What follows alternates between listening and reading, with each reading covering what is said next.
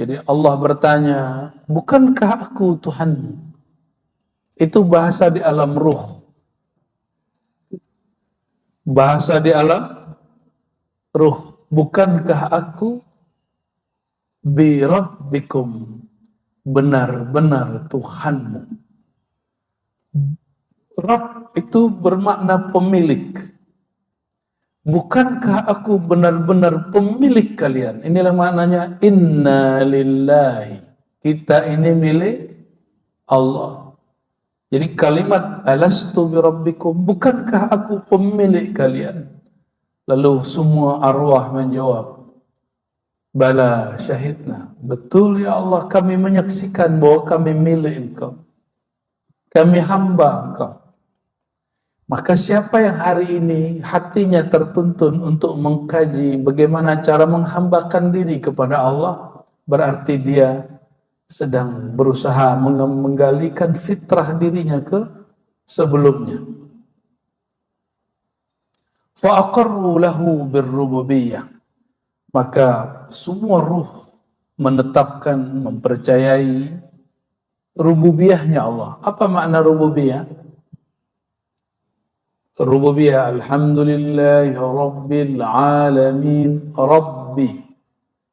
Pujian bagi Allah, rabbi, rabbil alamin. Apa arti rabbil alamin? Terjemahan Melayunya Tuhan. Tapi terjemahan lebih spesifiknya pemilik, pencipta, pengatur. Pemilik, pencipta, pengatur, disebut Rabb. Orang Arab kalau nyebut pemilik rumah itu bisa dengan dua istilah, sahibul bait atau rabbul bait.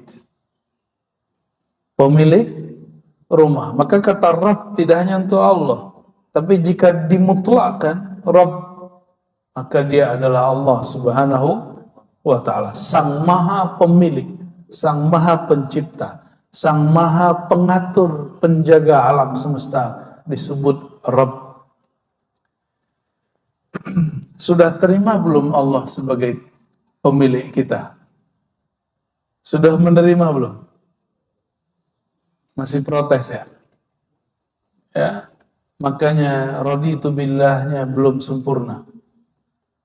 Baginda Nabi Muhammad SAW mengajarkan, ya, bacalah setiap pagi dan sore, raditu billahi rabba. Aku terima Allah sebagai pemilikku, Allah sebagai Tuhanku. Itu terjemahan, tapi maknanya Allah sebagai pemilikku. Maka aku milik Allah, bukan milik diriku sendiri. Kalau begitu suka-suka Allah. Namun orang lupa diri bahwa dirinya merasa memiliki jiwanya. Fakana dzalika minhum imanan, inilah iman mereka, fahum yuladuna ala tilkal fitrah. Ini yang disebut fitrah. Maka mereka terlahir dengan fitrah kesucian iman itu, tapi ketika orang lahir dia semuanya lupa. Ada yang ingat gak waktu lahir dia beriman? Ada yang ingat? Nggak ada yang ingat. Tapi ruhnya sebenarnya masih ada memori. Tapi ruh ini belum terkoneksi betul dengan otak. Maka nanti kalau ruhnya sudah koneksi dengan otaknya, terjadilah yang disebut wajilat qulubuhum, kolbunya bergetar. Maka kita lihat orang kalau ingat kampungnya dia nangis. Dia ingat orang kalau ingat kekasihnya dia nangis. Dia ingat orang yang paling menyayanginya dia nangis. Rabbul alamin boleh juga diartikan zat yang paling menyayangi alam. Maka sang alam ini kita termasuk bagian dari alam. Kalau benar nyebut nama Allahnya, pasti di suatu saat ada rasa tangis itu.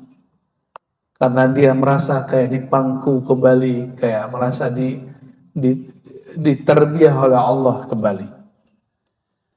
Wa man kafara ba'da dzalika faqad baddala wa ghayyara. Siapa yang kafir, maka dia telah merubah kemurnian fitrah itu yang tadinya putih bersih menjadi berwarna dengan warna yang Allah tidak ridhai.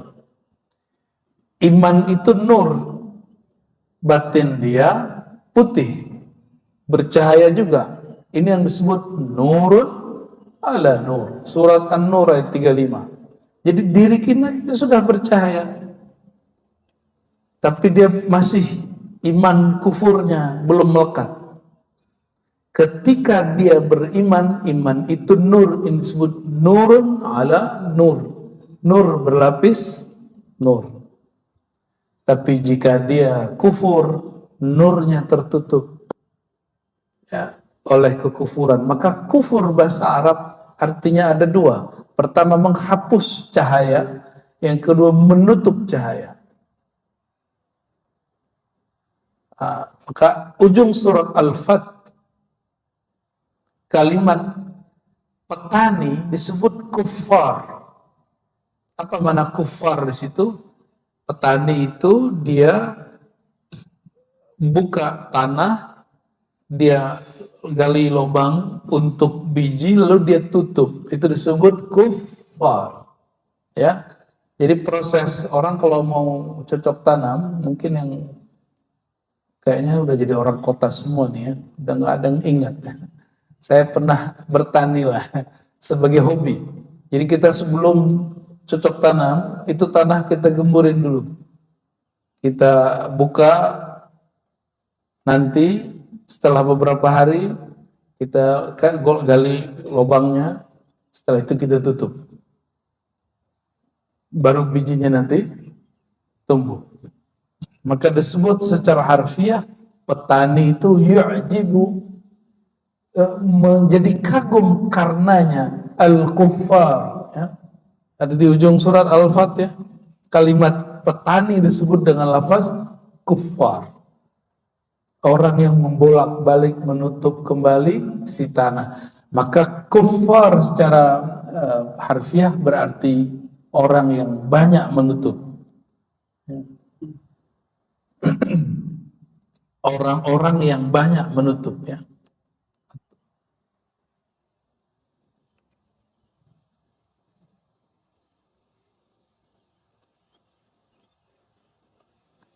Siapa yang beriman, wa man amana wa saddaqa faqad thabata alaihi wa dawam ya.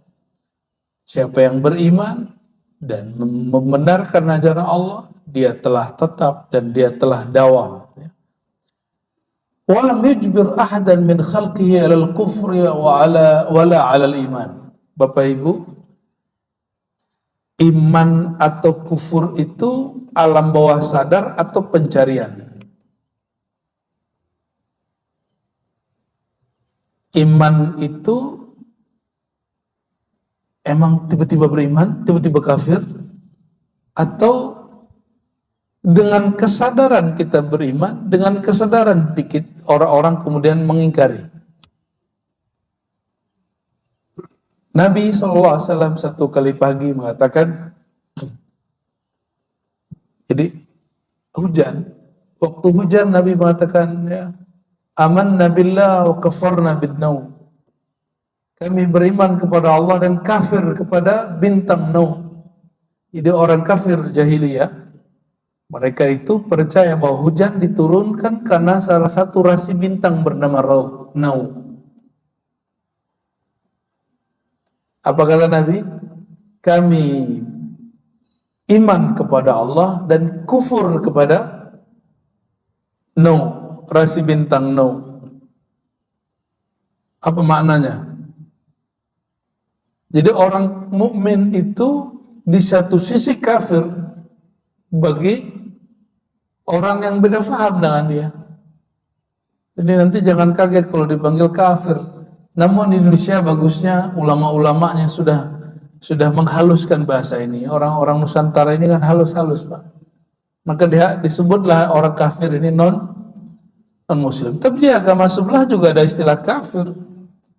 Karena kita tidak percaya ajaran mereka, kita pun disebut kafir ya.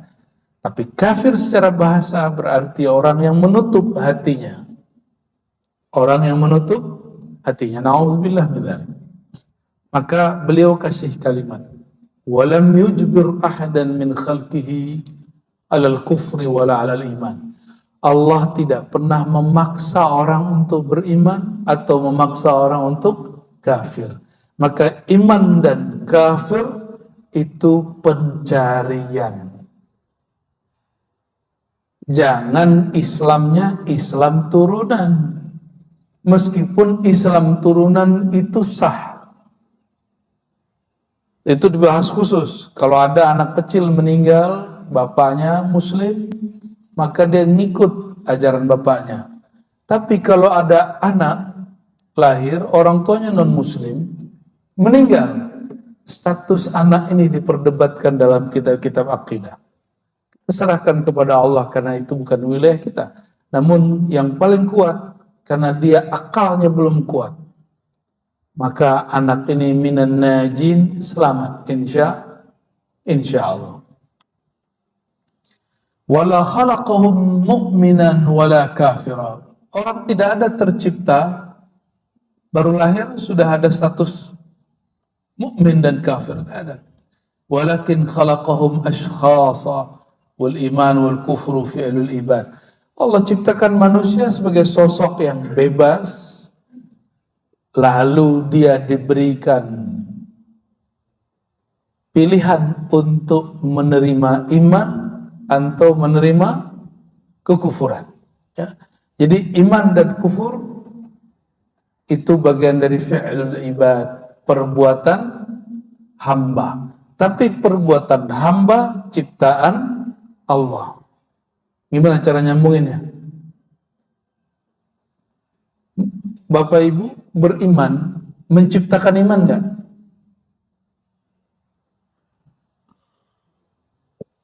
Ya, menciptakan iman. Berarti ada 2 pencipta dong. Kalau di sini ada 100 orang, berarti ada 100 pencipta dong. Kita hanya pelaku iman, sedangkan iman itu sendiri yang menciptakan Allah. Orang kafir, dia melakukan kekufuran, kufur itu perbuatan dia, tapi semua itu ciptaan Allah Subhanahu wa ta'ala. Ini yang ditolak oleh kelompok Mu'tazilah. Bagi kelompok Mu'tazilah, perbuatan hamba, ciptaan si hamba. Maka si hamba ciptaannya lebih banyak dari Allah Subhanahu wa ta'ala. Karena kata orang-orang Mu'tazilah, ini kelompok sudah hancur, tapi kelompok ini ajarannya sebagian dipakai oleh kelompok Syiah Rafidhah. Ya. Apa kata mereka? Bahwa Allah hanya menciptakan yang baik-baik, menciptakan iman dan tidak menciptakan kufur. Yang menciptakan kufur, keburukan itu makhluk. Maka makhluk ciptaannya lebih banyak. Makhluk menciptakan yang baik, juga menciptakan amal buruk. Allah hanya menciptakan amal yang baik. Jadi yang banyak siapa? Ini di kampus dulu dosen saya mengatakan, Mu'tazilah ini rasional. Saya bilang enggak. Mu'tazilah itu kurang rasional, kurang masuk akal ngomong. Kenapa? Masa ciptaan ente lebih banyak daripada ciptaan Allah? Allah menciptakan yang baik-baik saja, sedangkan manusia menciptakan yang baik dan yang buruk. Allah kalah banyak, Pak. Ya. Dosennya diam aja. Ya. Jadi S1 kami ngambil jurusan ada 2, satu hadis, satu akidah. Ya. Saya hampir tiap hari di kelas itu debat dengan dosen. Ternyata dosen-dosen ini pernah didoktrin oleh dosen sebelumnya bahwa kelompok Mu'tazilah itu kelompok maju, rasional, dan saya membuktikan itu tidak. Ya, banyak kekerancuan dalam pikiran mereka. Nih salah satu kerancuan kelompok Mu'tazilah. Bapak Ibu, kalau ada orang maksiat mati, orang maksiat lalu mati, dia mukmin, lalu bermaksiat, mati, belum tobat. Dia masuk neraka, kekal di dalamnya atau tidak kekal di dalamnya?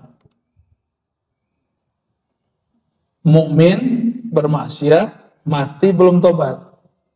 Di mana tempatnya nanti di akhirat?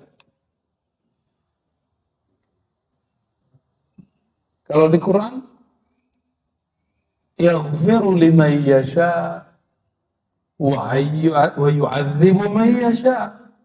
Ya, akhir 3 ayat akhir dari Al-Baqarah. Allah menyiksa dan mengampuni siapa yang dia kehendaki. Suka-suka Allah. Selama orang itu tidak syirik, Allah ampuni.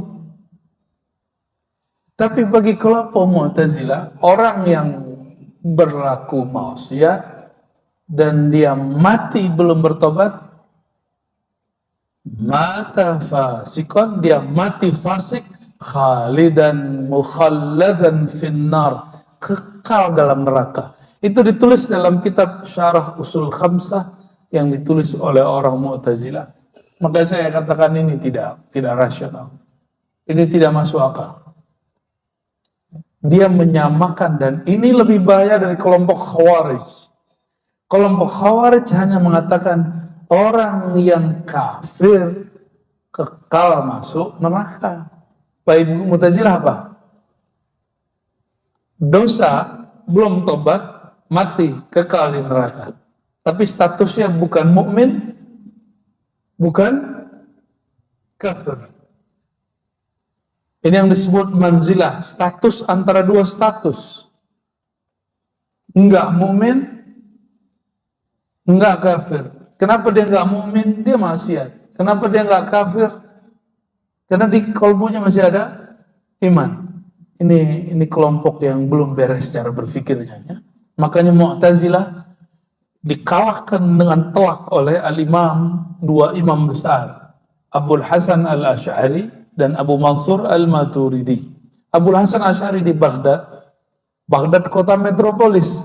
Maka mazhab beliau, akidah beliau, manhaj beliau untuk ulama salafus saleh sampai hari ini itu lebih masyhur.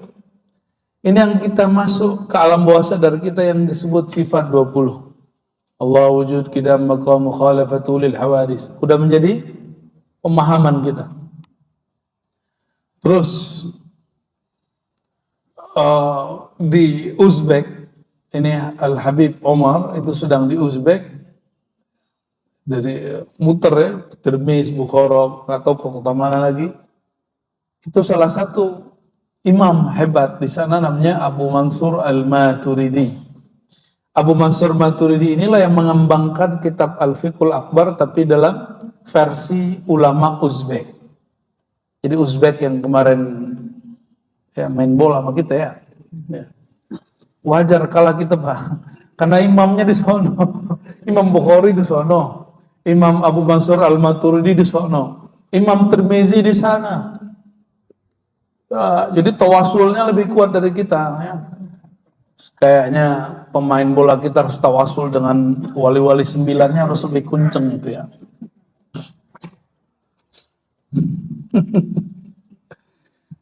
Ternyata wali 9 punya ayah. Salah satu dari wali 9 itu Sunan Ampel, Sunan Bonang. Sunan Ampel punya anak Sunan Bonang. Siapa ayah Sunan Ampel? Syekh Maulana Ibrahim As-Samarqandi dari Uzbek. Lah wajar kita kalah, Pak ya. Menghibur diri, apalah kaitannya?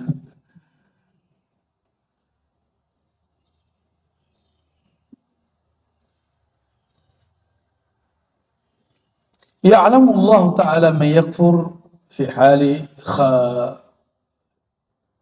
kufrihi kafiran fa idza amana ba'dalika alimahu mu'minan fi hali imanihi min ghairi taghayyur ilmuhu wa sifatuhu.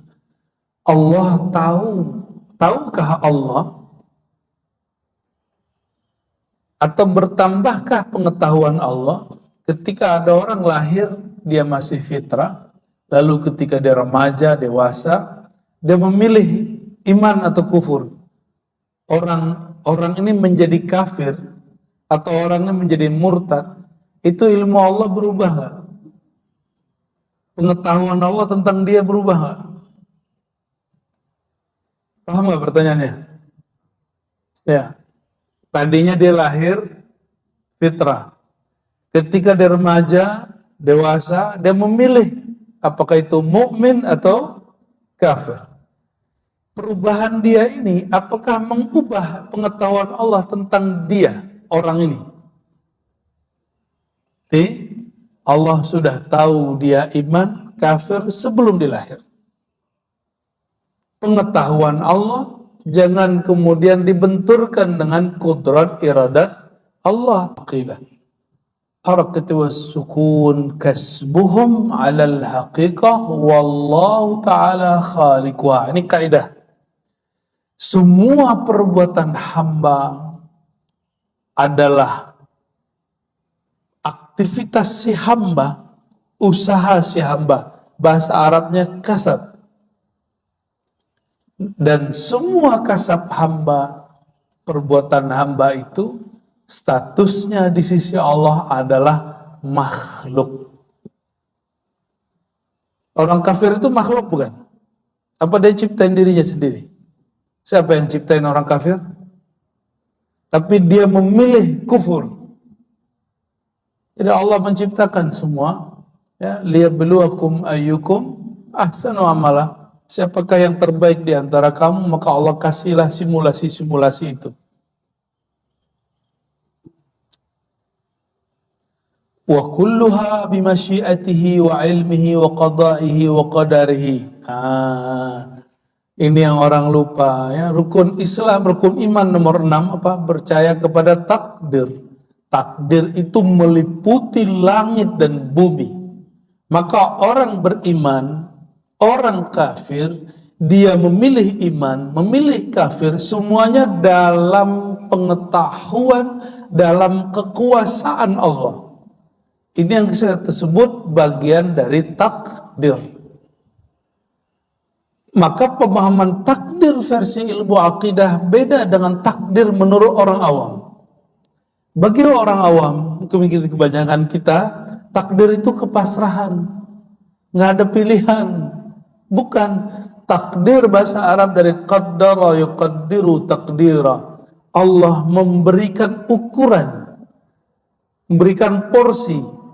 Diberi porsi kesempatan untuk berbuat 1 sampai 10, kita memilih 2, 3, 4 sampai 10. Ini yang disebut kasab, usaha, ikhtiar.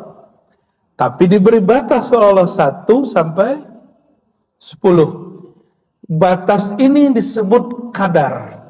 Maka al-iman bil qadar, iman dengan kadar. Kadar sudah jadi bahasa Indonesia.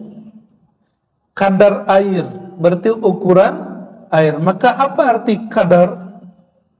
Kadar itu ukuran yang Allah beri untuk kita, space yang Allah beri untuk kita. Ini yang disebut kadar. Nah, perbuatan Allah di dalam menetapkan kadar itu disebut takdir. Jadi takdir itu perbuatannya Allah Subhanahu wa ta'ala. Bukan seperti yang dibayangkan orang awam, fatalis. Kita nggak bisa ngapa-ngapain. Enggak. Allah berikan satu kesadaran namanya kasab. Dan itu dalilnya jelas. La yukallifullahu nafsan illa wus'aha. Ya. Laha ma kasabat wa alaiha maktasabat. Beberapa dalil itu ada. Ya. Imam Abu Hanifah memilih kalimat kasab. Dan ini yang kemudian dipopulerkan oleh Imam Asy'ari dan disebut oleh Imam Maturidi dengan istilah ikhtiar. Imam Asy'ari menyebutnya kasab. Ikhtiar bahasa Arab artinya memilih, kasab artinya berusaha, sama. Usaha dan ikhtiar itu antara ukuran 1 sampai 10 nggak mungkin lebih. Nggak mungkin lebih. Lebih dari itu disebut tamak. Kurang dari itu disebut malas. Jadi apa yang disebut malas? Orang dikasih oleh Allah space untuk berikhtiar, tapi dia nggak ambil satu pun. Setengah pun dia tidak ambil. Dia katakan, aku bertawakal. Itu kazib, itu pembohong. Orang yang bertawakal, itu hatinya. Tawakal itu urusan hati, bukan urusan badan, bukan urusan pikiran. Maka orang bertawakal, hatinya berserah kepada pengetahuan Allah, tapi badannya dia gerakkan untuk mengambil anugerah Allah Subhanahu wa ta'ala. Maka tidak ada iman bawaan, karena iman bagian dari rezeki. Tidak ilmu bawaan. Ada yang lahir bisa bahasa Inggris, ada yang lahir bisa baca kitab, nggak ada. Maka mampu berbahasa, mampu beriman, itu semua hasil pencarian Bapak Ibu. Inilah yang disebut nanti Allah akan membalas apa yang kita lakukan. Ya. Kalau ayat yang paling pendek, ya, gimana? Man ya'mal khairan yara. Siapa yang berbuat baik, dia lihat kebaikannya. Allah balas. Siapa yang berbuat buruk, Allah akan perlihatkan keburukannya sebagai balasan. Ya.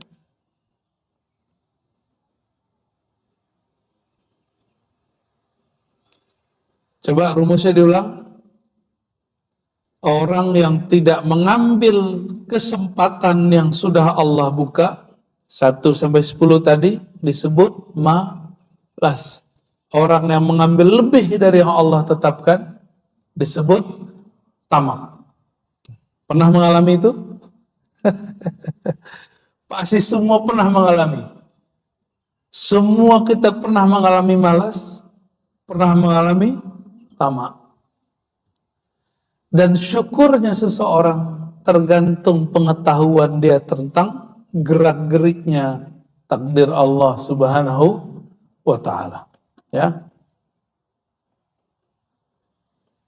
Oleh karenanya, doa istikharah itu doa minta Allah pilihkan. Ya Allah, dari semua space, kesempatan, ruang yang Engkau berikan, mana yang pantas untuk hamba? Mohon hamba dibimbing secara rohani. Itu yang disebut doa istikharah. Ya.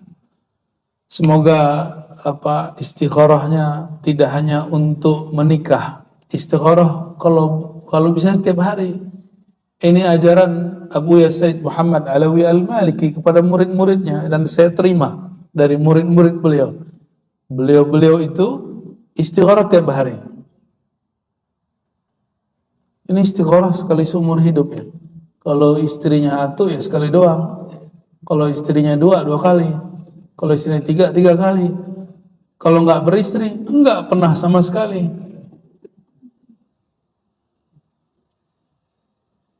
Miskonsepsi tentang sholat istikharah. Sholat istikharah itu istilah kita. Kalau di hadis disebut sholat hajat. Ya. Idza hamma ahadukum falyusbighil wudu'a wal yusalli rak'atain. Hadisnya sahih. Siapa yang punya hajat, maka benarkanlah wudunya, baguskan wudunya, sholat 2 rakaat lalu berdoa. Doa itu yang mahal. Isi doanya meleburkan kehendak kita dalam kehendak Allah. Bukan menghabiskan ikhtiar kita dalam ikhtiar, enggak. Menundukkan ego kita dalam egonya Allah. Apa tadi? Antara satu dan maka Nabi berdoa, Allahumma a'udzubika minal jubni wal bukhli. Ya Allah, lindungi aku dari 2 karakter buruk. Jubni penakut, mental, kena mental, itu penyakit mental itu. Salah satu penyakit mental itu adalah yang disebut kepanikan. Ada istilah kepanikan ya dalam penyakit mental. Baca doa itu wiridan saya Pak. Sebelum assalamualaikum saya baca itu. Allahumma a'udzubika minal jubni wal bukhli wal kasal. Ya, ya Allah, lindungi aku dari takut, panik, bakhil, pemalas. Ini urusannya dengan takdir Allah tadi soalnya. Ya. Belum apa-apa udah takut, belum apa-apa udah mundur. Ya. Apalagi yang jomblo mau ngelamar, ya. Belum ada kerjaan, takut gak diterima. Maju aja dulu. Ya, siapa tahu diterima ya.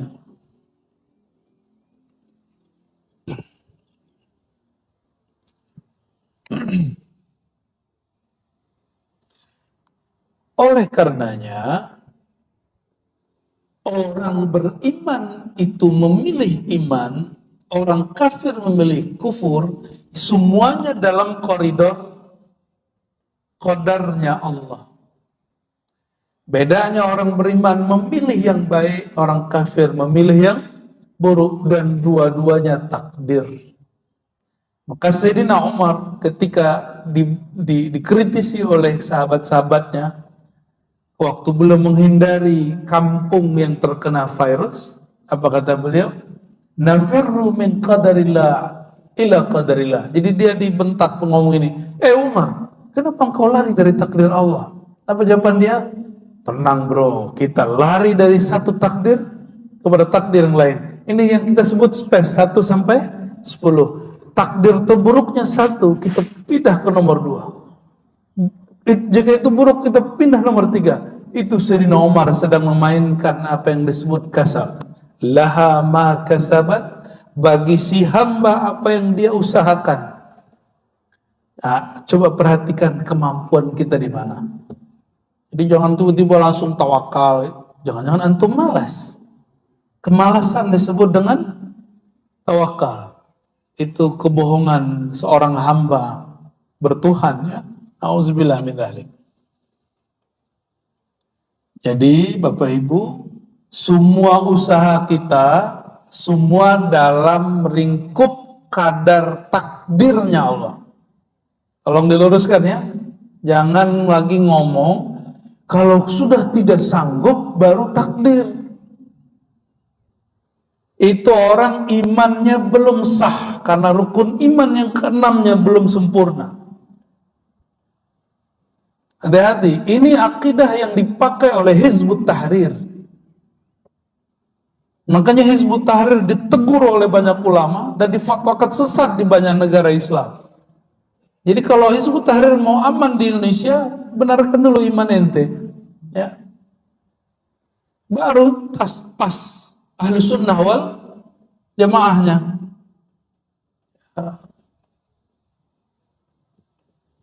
Buatlah Hizbut Tahrir ala ulama ahli sunnah di sini, kita terima. Seperti kelompok Ikhwan Muslimin buat PKS di sini diterima orang.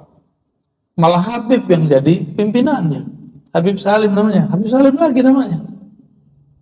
Itu ideologi PKS itu Ikhwanul Muslimin yang diimpor secara pemikiran, diambil mustawrad min Mesir, dari Mesir.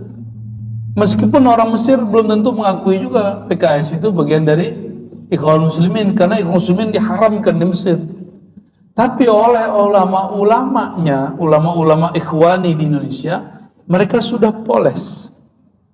Mereka sudah perbaiki mana yang kira-kira ada kejanggalan. Diterima. Saya punya banyak sahabat PKS, aswajab. Nggak ada soalan kita, nggak ada masalah. Tapi saya kenal PKS lama, PK namanya, itu mentauhidkan Pancasila. Pancasila tauhid. Loh, kenapa ente bikin partai? Ternyata maka ada konflik di antara mereka dulu. Sekarang mereka tambah jelas. Ya, kalau partai PKB, PBB kan udah jelas ya. Ya, mereka sudah jelas menerima asas apa gitu. Sebagai Muslim kita harus dewasa, karena orang semua mengklaim partainya Islami. Ya, tapi bagi orang Nahdiyin pesantren yang Islami yang tahlilan. Ya. Oke, ya, silakan bawa aliran apa aja dari luar, tapi sesuaikan dengan akidah Ahlus Sunnah wal Jamaah, nggak ada masalah kita. Ya. Jadi Hizbut Tahrir ini harus dinusantarakan dulu, baru dia diterima sebagai sesuatu yang sahih. Tapi mereka kan hapus bersih-bersih Pak. Dulu bikin di status situsnya Pancasila Tauhid. Loh kalau gitu ngapain dia di Indonesia? Ya. Dan salah satu akidah yang diajarkan mentor-mentor mereka adalah iman takdir itu setelah kita tidak ada lagi ikhtiar. Nauzubillah min dzalik. Apa bedanya ente dengan Mu'tazilah, Qadariyah, ya, Yang dulu Al-Imam Al-Muhasibi, temannya Imam Ahmad, awalnya sempat berselisih lalu berkawan. Imam Al-Muhasibi menganggap orang yang menolak takdir setengah atau semua itu murtad. Nauzubillah min. Saya tidak sampai mengartikan itu. Bagi kita imannya belum tasdik jazim, belum cukup. Ya. Tapi masalahnya sudah jadi dai, sudah jadi ustadz, ya itu masalahnya. Orang kalau sudah terkenal sebelum manteng, malu ngaji. Ini yang disebut oleh Sayyidina Umar, ya, ta'allamu qabla an tasudu. Begitu kalau nggak salah bahasa Arabnya. Belajarlah kamu sebelum kamu beruban. Bukan berarti Bapak yang sudah beruban nggak usah belajar, bukan. Ini kalimat maksudnya apa? Atau tasudu berarti sebelum kamu menjadi tokoh. Bisa diterjemahkan begitu.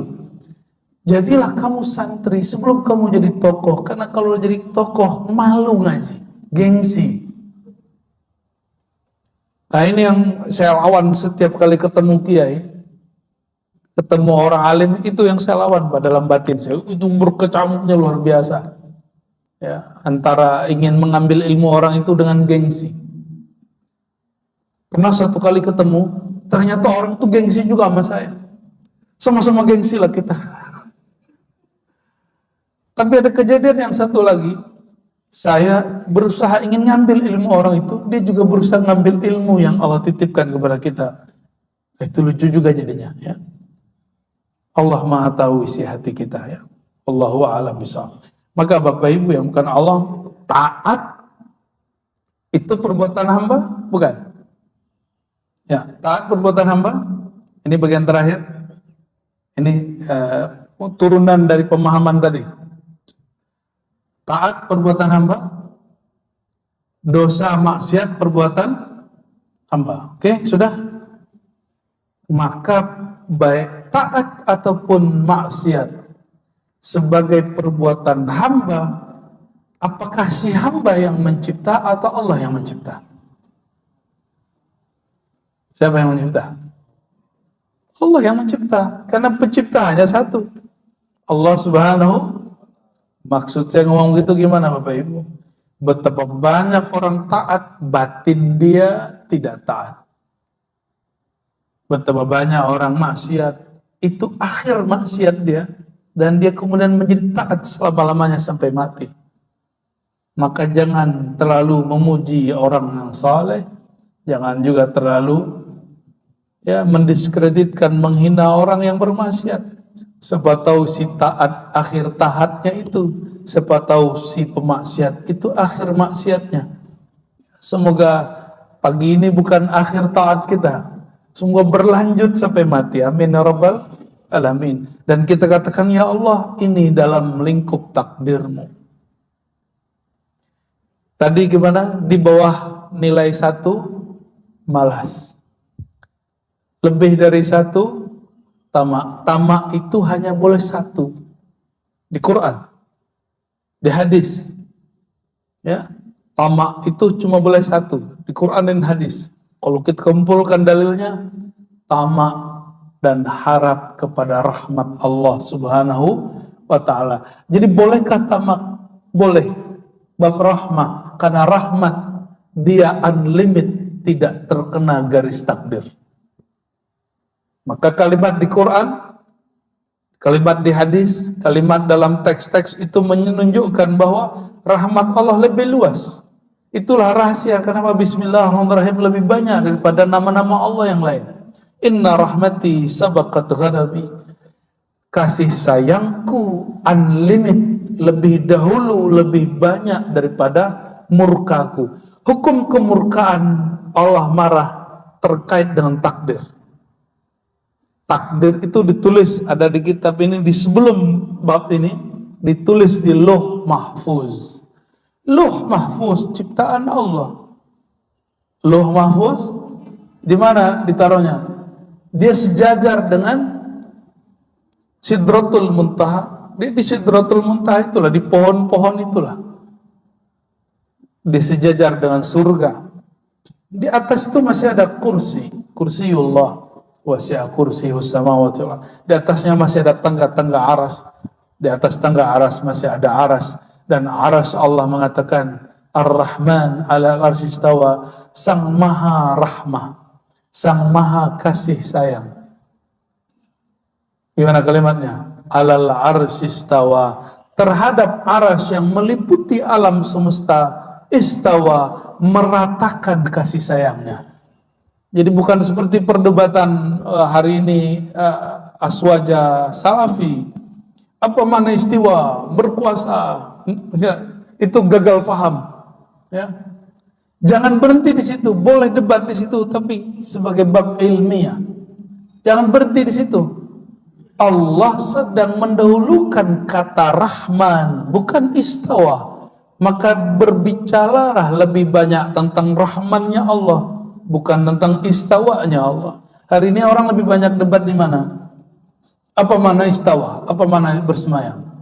Tanda dia gagal fokus. Fokus seharusnya dalam bahasa Arab, subjek yang biasanya setelah kata kerja, istawar Rahman alal ars, itu normalnya. Nanti cek surat Taha ayat 5 ya. Ar-Rahmanu alal ars istawa.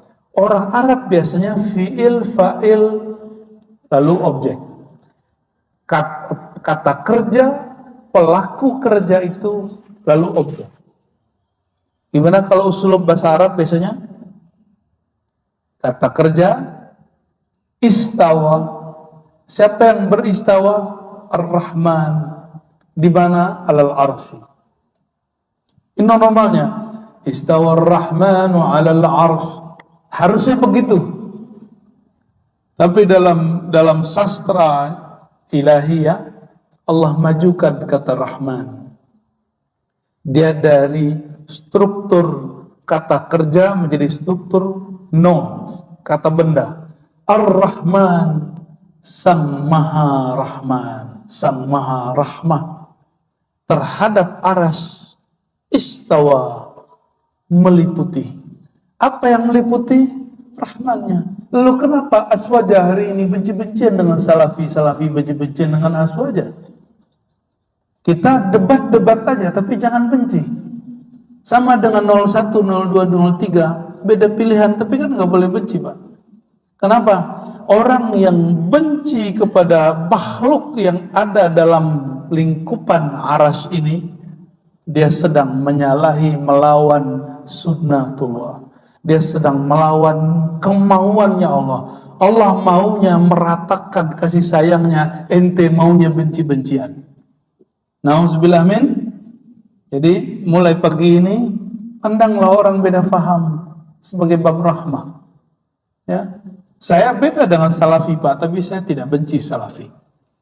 Sama dengan saya dari dulu memperjuangkan, mengkampanyekan kepada kawan-kawan saya di dunia dakwah saya, bela Palestina. Tapi sorry, saya tidak membela kelompok yang dibela oleh Syiah. Ya, di situ orang-orang nggak konsisten, cuma karena antum kemakan beritanya lebih banyak. Ya, mana ada ormas punya rudal, punya soruh bahasa Arabnya lebih canggih daripada TNI. Bayangkan NU Muhammadiyah punya alat militer lebih canggih daripada TNI. Mungkin nggak itu? Mungkin. Itu di tanah Palestina. Berarti ada intervensi dari luar. Siapa yang intervensi? Kelompok ini mengatakan kami anak spiritual dari Khomeini. Khomeini, Bapak tahu siapa Khomeini? Khomeini, Bapak spiritual Syiah. Saya tidak pernah benci Syiah, tapi saya katakan akidah saya Ahlussunnah dan saya tidak sejalan dengan Syiah. Maka saya katakan kelompok yang di Palestina yang didukung oleh Syiah itu, sorry, manhajnya tidak saya dukung. Tapi orang biasa, ya suka dialih-alihkan beritanya. Ya. Kita membela Palestina sebagai suatu gerakan Islam global, bukan membela ormas. Paham? Ya. sama dengan kondisi kita hari ini. Bapak Ibu yang melakukan Allah, barangkali ini yang dapat kita baca dari kitab Al-Fiqh Al-Akbar. Semoga bulan depan Allah izinkan lagi, ini akhir dari Syawal ya, 26 ya, 26 Syawal, berarti jika ada umur bulan berikut sudah masuk Zulqa'dah ya. Semoga ada kesempatan kita mengkaji lagi kitab Ahlus Sunnah tertua yang pernah ada di alam semesta. Wallahu a'lam bisawab. Allahumma inna nas'aluka al-'afwa wal afiyah. Ya Allah, kami memohon ya Allah kepengertian-Mu, maaf-Mu, wal afiyah, dan keselamatan dari-Mu. Allahumma sallimna ya Allah wa sallimul muslimin. Ya Allah, selamatkan kami, bebaskan kami dari kekufuran. Wa wafiqna li ta'atik ya Allah, bimbing kami untuk taat kepada Engkau. Allahumma amla' qulubana bi rahmatik. Ya Allah, penuhi kolbu kami dengan kasih sayang-Mu. Jangan Engkau biarkan satu bagian saja, satu titik kebencian saja di dalam hati kami. Izinkan ya Allah, nur kasih sayang-Mu melimpah ruah di dalam diri kami, sehingga kami mentambah sayang kepada alam semesta yang Engkau ciptakan, dan menjadi tambah merasakan kasih sayang Engkau yang Engkau ratakan. Allahumma inna nas'aluka khaira hadzal yawm wa khaira fihi wa khaira ba'dah. Ya Allah, kami memohon kebaikan-kebaikan yang Engkau tebar hari ini, dan kami memohon ya Allah, lindungi kami, keluarga kami dari keburukan yang Engkau ciptakan hari ini. Allahumma ya Allah, semua yang Engkau ciptakan sebenarnya baik, namun persepsi kamilah yang buruk. Allahumma ya muqallibal qulub, wahai yang maha membolak-balik hati, sabbit qulubana ala dinik, sabbit qulubana ala mahabbatik, sabbit qulubana ala rahmatik. Ya Allah, tetapkan hati kami untuk menjalani agama-Mu, tetapkan hati kami untuk penuh dengan Rahman dan Rahim-Mu, tetapkan hati kami husnul khatimah sampai mati.